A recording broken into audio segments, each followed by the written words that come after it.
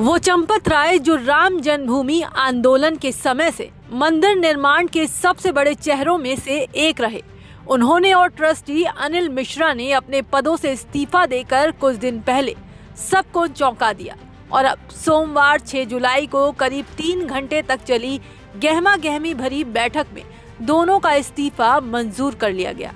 आखिर ऐसा क्या हुआ कि इतने बड़े चेहरों को हटना पड़ा? मामला जुड़ा है रामलला के चढ़ावे में चोरी से। जून के महीने में मंदिर में चढ़ावे की गड़बड़ी का मामला सामने आया, जिसने पूरे देश को झकझोर कर रख दिया। विवाद बढ़ने पर सरकार ने मामले की जांच के लिए एसआईटी का गठन किया। एसआईटी ने बिजली की रफ्तार से काम किया और महज 10 दिनों के भीतर 23 जून को अपनी शुरुआती रिपोर्ट सरकार को सौंप दी। इसके बाद 25 जून को 8 लोगों के खिलाफ एफआईआर दर्ज कर उन्हें गिरफ्तार कर लिया गया। ये सभी आरोपी 40 दान पात्रों के चढ़ावे को तीर्थयात्री सुविधा केंद्र पहुंचाने के बाद उसकी गिनती करने वाली टीम का हिस्सा थे। इसी कड़ी कार्रवाई के बाद नैतिक जिम्मेदारी लेते हुए चंपत राय ने अपने पद से इस्तीफा दे दिया, लेकिन उनका इस्तीफा तुरंत मंजूर नहीं हुआ। हालांकि अब इतने दिनों बाद राम मंदिर ट्रस्ट के कोषाध्यक्ष गोविंद देवगिरी ने बैठक के बाद जब प्रेस कॉन्फ्रेंस की तो उन्होंने साफ कहा कि चंपत राय की जगह अब कृष्ण मोहन जी ट्रस्ट का कामकाज देखेंगे। हम लोगों के पास अन्य कोई चारा ही नहीं था।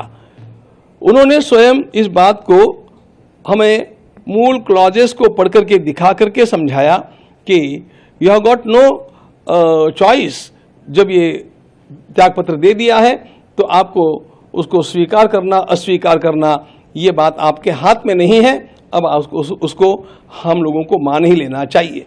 अगली व्यवस्थाओं के लिए हम लोग कटिबद्ध हैं और इन व्यवस्थाओं का दायित्व महामंत्री अंतरिम महामंत्री के रूप में मेरे साथ विराजमान श्रीमान कृष्ण मोहन जी को सौंपा गया है।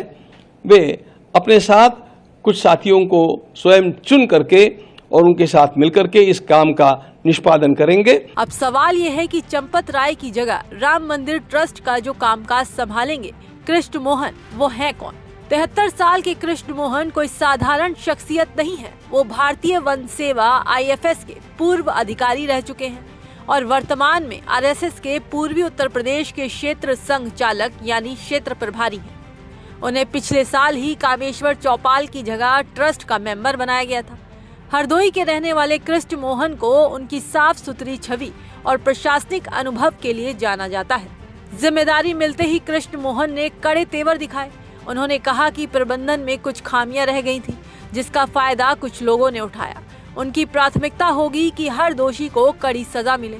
उन्होंने समाज में पैदा हुए अविश्वास को दूर करने का संकल्प लिया है और वादा किया है कि अब से राम जन्मभूमि में जो भी कुछ दान आएगा उसके बारे में सभी को पूरी जानकारी दी जाएगी। इससे समाज में ट्रस्ट के प्रति भरोसा बन सकेगा। दर्शन करते समय जो दर्शनार्थी देते हैं, दान करते हैं, अर्पित करते हैं, उसका हम जो